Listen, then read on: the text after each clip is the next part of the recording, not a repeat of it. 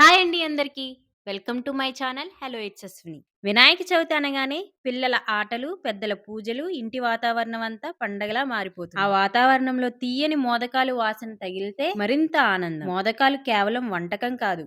భక్తి, ఆనందం, సాంప్రదాయం ఇవన్నీ కలిసిన ప్రతీక. ఈ రోజు మనం మన చేతులతో మోదకాలు చేసి గణపయ్యకు సమర్పిద్దాం. ముందుగా దీనికోసం కొబ్బరి స్టఫ్ ను తయారు చేసుకుందాం. ఇప్పుడు స్టవ్ ఆన్ చేసి పాన్ లోకి 2 స్పూన్స్ నెయ్యి వేసుకుని, నెయ్యి కరిగిన తరువాత 1 కప్పు తురుముకున్న పచ్చి కొబ్బరి పొడిని వేసుకుని 1 నిమిషం పాటు ఈ నెయ్యిలో వేపుకుని, తరువాత 1/2 కప్పు బెల్లం పొడిని వేసుకుని లో ఫ్లేమ్‌లో బెల్లంని కదుపుతూ ఉండాలి. ఇప్పుడు దీనిలోనే 1 స్పూన్ నెయ్యి, అలాగే ఫ్లేవర్ కోసం 1 స్పూన్ యాలకుల పొడిని వేసుకుని కలుపుకుందాం. బెల్లం కరిగే వరకు ఇలా కలుపుతూ ఉండాలి. దీన్ని ఎక్కువ సేపు ఉడికించాల్సిన అవసరం లేదు. బెల్లం కరిగే వరకు ఉడికిస్తే సరిపోతుంది. ఎక్కువ సేపు కనుక దీన్ని ఉంచితే కొబ్బరి పొడి గట్టిపడిపోతుంది. ఇప్పుడు బియ్యం పిండి ముద్ద కోసం స్టవ్ మీద పాన్ పెట్టి 2 కప్స్ వాటర్ పోసి దీనిలో చిటికెడు ఉప్పు, 1 స్పూన్ పంచదార, 1 స్పూన్ నెయ్యి వేసుకుని కొంచెం మరిగిన తరువాత ఇందులోకి అదే కప్పుతో బియ్యం పిండిని కూడా వేసుకుని బాగా కలుపుకోవాలి. ఇప్పుడు 2 మినిట్స్ మూత పెట్టి ఉడికించిన తర్వాత కదుపుతూ పిండి దగ్గరగా అయ్యే వరకు మీడియం ఫ్లేమ్ మీద గరిటెతో తిప్పుతూ ఉండాలి. కాస్త దగ్గర పడిన తర్వాత స్టవ్ ఆపి పాన్ పక్కన పెట్టుకుని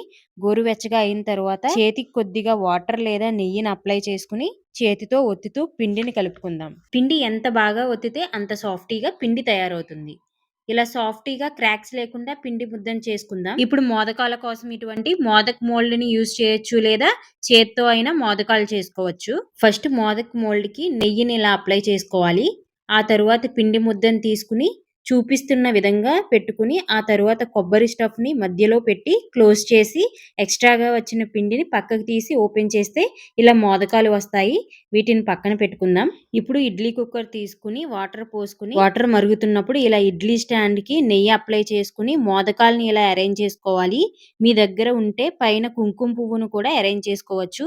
ఇప్పుడు దీన్ని కుక్కర్ లో పెట్టి 10 నిమిషాలు స్ట్రీమ్ చేసుకోవాలి. ఆ తరువాత స్టవ్ ఆపి 5 నిమిషాల తర్వాత మూత తీస్తే మన గణపతికి ఎంతో ప్రీతికరమైన మోదకాలు తయారైపోతాయి. నా రెసిపీస్ మీకు నచ్చినట్లయితే please subscribe and support me.